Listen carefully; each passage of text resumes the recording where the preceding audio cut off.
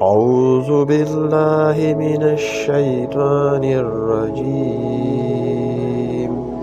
بسم الله الرحمن الرحيم السلام علیکم ورحمۃ اللہ وبرکاتہ۔ کیا آپ جانتے ہیں کہ اسلام کی تاریخ میں ایک ایسا خلیفہ تھا جس نے اپنی پوری دولت قربان کر دی؟ ایک ایسا انسان جو 2 بار رسول اللہ صلی اللہ علیہ وسلم کا داماد بنا، ایک ایسا شخص جس کے ہاتھوں سے قرآن کی پہلی کاپیاں لکھی گئیں، لیکن ان کی کہانی کا انت کچھ ایسا ہوا کہ پوری امت اسلامیہ ہل گئی۔ میں بات کر رہا ہوں حضرت عثمان غنی رضی اللہ عنہ کی، تیسرے خلیفہ راشد۔ آج آپ جانیں گے 3 چیزیں جو شاید آپ نے پہلے کبھی نہیں سنی۔ پہلا، کیسے ایک شرمیلا نوجوان مکہ کا سب سے بڑا تاجر بن گیا اور پھر سب کچھ چھوڑ دیا۔ دوسرا، وہ کون سا فیصلہ تھا جس نے مسلمانوں کو ایک صفحے پر لا دیا لیکن دشمنوں کو موقع دے دیا۔ تیسرا، آخری لمحات میں کیا ہوا جب خلیفہ قرآن پڑھ رہے تھے اور دروازہ ٹوٹ گیا۔ یہ کہانی صرف تاریخ نہیں، یہ ایمان، قربانی اور فتنے کی کہانی ہے۔ چلیے میں آپ کو دکھاتا ہوں یہ سب کیسے ہوا۔ حضرت عثمان غنی رضی اللہ عنہ کی پیدائش مکہ میں ہوئی تقریباً 576 عیسوی میں۔ یہ وہ دور تھا جب مکہ تجارت کا مرکز، قریش قبیلے کا اقتدار۔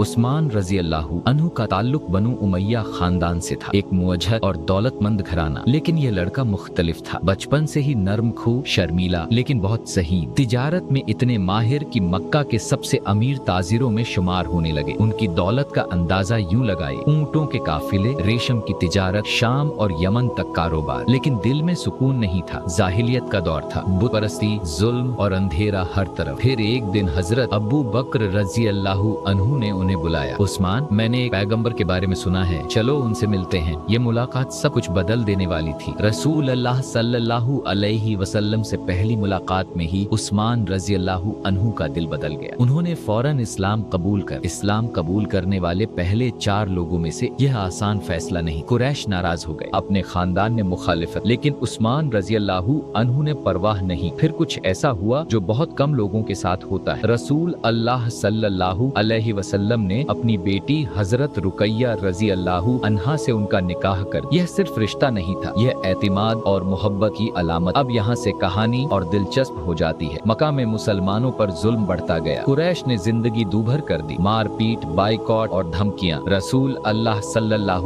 علیہ وسلم نے فیصلہ کیا، حبشہ کی طرف ہجرت۔ حضرت عثمان رضی اللہ عنہ اور حضرت رقیہ رضی اللہ عنہا پہلے گروپ میں شامل تھے جو حبشہ گئے۔ یہ 615 عیسوی کی بات ہے۔ یہاں ایک حیرت انگیز بات، عثمان رضی اللہ عنہ نے اپنا سارا کاروبار چھوڑ دیا، دولت چھوڑی، مکہ کی آسائشیں چھوڑی، صرف اللہ اور رسول صلی اللہ علیہ وسلم کی خاطر۔ حبشہ میں انہوں نے نیا کاروبار شروع کیا، وہاں بھی کامیاب ہوئے، لیکن دل مدینہ میں تھا۔ جب رسول اللہ صلی اللہ علیہ وسلم نے مدینہ ہجرت کی تو عثمان رضی اللہ عنہ بھی واپس آئے اور پھر مدینہ چلے گئے۔ اب مدینہ میں آزمائشیں شروع ہوئیں، پہلی بڑی جنگ بدر، لیکن عثمان رضی اللہ عنہ نہیں گئے۔ کیوں؟ کیونکہ حضرت رقیہ رضی اللہ عنہا بیمار تھی۔ رسول اللہ صلی اللہ علیہ وسلم نے خود کہا، تم رک جاؤ اور اپنی بیوی کی دیکھ بھال کرو۔ بدر کی فتح کی خبر آئی، لیکن ساتھ ہی رقیہ رضی اللہ عنہا کا انتقال ہو گیا۔ عثمان رضی اللہ عنہ ٹوٹ گئے، لیکن رسول اللہ صلی اللہ علیہ وسلم نے دوبارہ اعجاز دیا، اپنی دوسری بیٹی حضرت ام کلثوم رضی اللہ عنہا سے نکاح کر دیا۔ اسلام کی تاریخ میں یہ انوکھا واقعہ ہے، ایک شخص 2 مرتبہ نبی صلی اللہ علیہ وسلم کا داماد بنا، اسی لیے انہیں ذوالنورین کہا جاتا ہے، 2 نوروں والا۔ اب آتی ہے سب سے بڑی قربانی، غزوہ تبوک کا واقعہ۔ 630 عیسوی، مسلمانوں کو رومیوں کا سامنا کرنا تھا، لیکن وسائل نہیں تھے۔ رسول اللہ صلی اللہ علیہ وسلم نے مدد کی اپیل کی۔ عثمان رضی اللہ عنہ نے کیا کیا؟ انہوں نے اپنے اونٹوں کا پورا قافلہ دے دیا، 1000 اونٹ، 70 گھوڑے، ہزاروں دینار۔ صحابہ حیران رہ گئے۔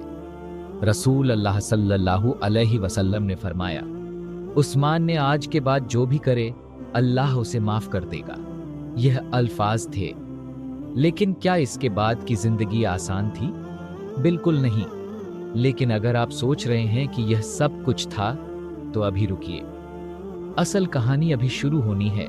रसूल अल्लाह सल्लल्लाहु अलैहि वसल्लम की वफात के बाद हजरत अबू बकर रजी अल्लाहु अन्हु खलीफा बने। फिर हजरत उमर रजी अल्लाहु अन्हु। दोनों खलीफा के दौर में उस्मान रजी अल्लाहु अन्हु अहम किरदार अदा करते रहे। वह मशवरे में शामिल थे, फैसलों में अहम हिस्सा थे। लेकिन 644 ईस्वी में हजरत उमर रजी अल्लाहु अन्हु अहम किरदार अदा करते रहे। वह मशवरे में शामिल थे, फैसलों में अहम हिस्सा थे, लेकिन अन्हु शहीद हो। अब सवाल था, अगला खलीफा कौन? उमर रजी अल्लाहु अन्हु ने 6 सहाबा की कमेटी बनाई। इनमें उस्मान रजी अल्लाहु अन्हु, अली रजी अल्लाहु अन्हु, तलहा रजी अल्लाहु अन्हु, जुबैर रजी अल्लाहु अन्हु, साद बिन अबी वक्कास रजी अल्लाहु अन्हु और अब्दुर्रहमान बिन औफ रजी अल्लाहु अन्हु। 3 दिन तक बहस। आखिर में अक्सरियत ने हजरत उस्मान रजी अल्लाहु अन्हु को वह तीसरे खलीफा बने। उस वक्त उनकी उम्र तकरीबन 70। पहले 6 साल बहुत अच्छे। इस्लामी सल्तनत अफ्रीका, ईरान, वसती एशिया, फतूहात जारी थी। लेकिन यहाँ एक अहम फैसला आया जो तारीख बदल देने वाला। कुरान की तदवीर। रसूल अल्लाह सल्लल्लाहु अलैहि वसल्लम के दौर में कुरान लिखा जा चुका था, लेकिन एक जगह जमा नहीं था। हजरत अबू बकर रजी अल्लाहु अन्हु ने एक नुस्खा तैयार करवाया, लेकिन अब मसला यह था, मुख्तलिफ इलाकों में मुख्तलिफ किरातें पढ़ी जा रही, लोग उलझन में। उस्मान रजी अल्लाहु अन्हु ने फैसला किया एक मेयारी नुस्खा तैयार हो। उन्होंने हजरत जैद बिन साबित रजी अल्लाहु अन्हु की सरबराही में कमेटी बनाई। कुरैश की जबान में एक मुस्तनद नुस्खा तैयार, फिर इसकी कॉपियां मुख्तलिफ शहरों में भेजी गई। यह फैसला आज तक कुरान की हिफाजत की बुनियाद। लेकिन उस वक्त कुछ लोगों ने एतराज किया, उस्मान रजी अल्लाहु अन्हु ने बाकी नुस्खे क्यों जलवा दिए? ये एतराज बाद में फितने की बुनियाद। दूसरा मसला, गवर्नर्स की तकर्रुर। उस्मान रजी अल्लाहु अन्हु ने कुछ गवर्नर्स कुछ नए लगाए, इनमें से कुछ उनके खानदान बनु उमैया से। यह बात कुछ लोगों को नागवार हुई। उन्होंने कहा यह रिश्तेदारी, लेकिन सच्चाई यह गवर्नर्स काबिल। फतूहात हो रहे, इंतजाम अच्छा। तीसरा मसला, दौलत। इस्लामी फतूहात से बहुत माले गनीमत। उस्मान रजी अल्लाहु अन्हु ने इसे तकसीम, लेकिन कुछ लोगों को लगा तकसीम हो। ये तीनों बातें आहिस्ता कुछ लोगों ने इन मसाइल को हवा। मिस्र, इराक और कूफा से शिकायतें आई, लेकिन असल में पर्दे के पीछे कुछ और चल रहा। एक शख्स अब्दुल्लाह, ये यहूदी नस्ल का जिसने इस्लाम कबूल, लेकिन उसके इरादे से उसने मुख्तलिफ शहरों में प्रोपेगेंडा। उस्मान रजी अल्लाहु अन्हु